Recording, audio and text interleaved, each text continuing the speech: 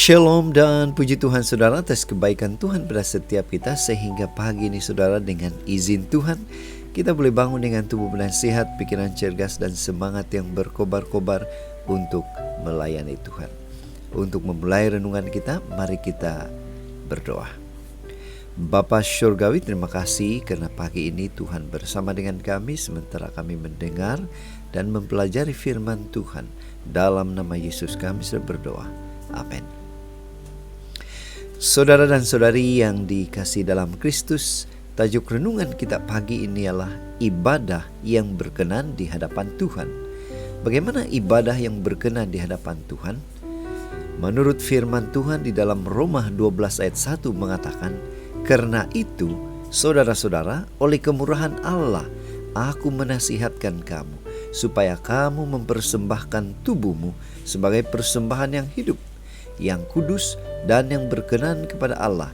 Itulah ibadahmu yang sejati." Saudara, hari ini bacaan firman Tuhan kita boleh baca dalam buku Roma 12 ayat 1 sehingga 8. Nah, ini merupakan salah satu kandungan surat Paulus kepada jemaat di Roma. Untuk apa? Supaya mempersembahkan persembahan yang hidup. Apa makna persembahan yang hidup itu? Mari kita perhatikan bacaan kita. Rasul Paulus menekankan pentingnya motivasi di dalam beribadah. Ibadah sejati selari dengan kesadaran akan kemurahan Tuhan yang telah dilimpahkan di dalam hidup kita. Ayat yang pertama, kita telah menerima kemurahan Tuhan. Kita telah diampuni, diangkat sebagai anak, diberi hidup kekal. Maka kita beribadah. Ibadah menjadi bentuk rasa syukur atas kemurahan Tuhan yang tidak berkesudahan. Kemudian Paulus langsung menyambungnya dengan peringatan agar kita tidak menjadi serupa dengan dunia. Ayat yang kedua, ini berlawanan dari ibadah sejati seperti yang kita pelajari tadi. Mungkin kita boleh menyebutnya sebagai ibadah palsu, ibadah dengan motivasi yang salah, beribadah sebagai motivasi untuk memperoleh kemurahan Tuhan. Dan ini lawannya ibadah sejati itu. Fokusnya apa? Fokusnya pada usaha kita untuk beribadah. Seolah-olah perbuatan baik kita adalah kunci untuk membuka gudang kemurahan Tuhan. Ini jalan dunia yang berlawanan dengan jalan Tuhan. Yang menjadi pertanyaan untuk kita ialah apa yang kita boleh terapkan, apa motivasi kita untuk beribadah. Ibadah palsu menurut jalan dunia melahirkan gaya hidup dunia.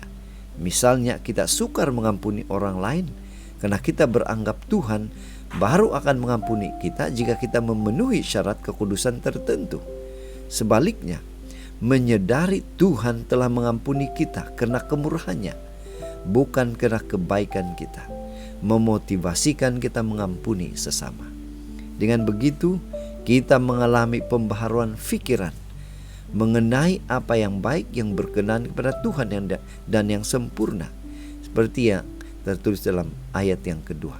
Itu sebabnya saudara, pada pagi ini mari kita ingatkan diri kita bahwa pembaharuan budi, pembaharuan pikiran berlangsung dalam ibadah yang sejati, yaitu dengan meninggalkan jalan dunia dan belajar mengikut jalan Tuhan. Inilah doa dan harapan kita saudara. Mari kita bersyukur, berterima kasih pada Tuhan, karena bila mana kita datang pada Dia pasti akan memberikan kita kekuatan, kemampuan untuk terus mengikuti jalan Tuhan dalam ibadah yang berkenan di mata Tuhan. Mari saudara, kita tetap setia, tetap semangat, tetap positif, dan tetap sehat bersama dengan Tuhan sampai Maranatha. Tuhan memberkati kita. Mari kita berdoa. Bapa Syurgawi, terima kasih atas kebaikan-Mu karena bersama dengan kami dan memberikan kami pengertian tentang ibadah yang benar di hadapan Tuhan. Dalam nama Yesus kami sudah berdoa. Amin.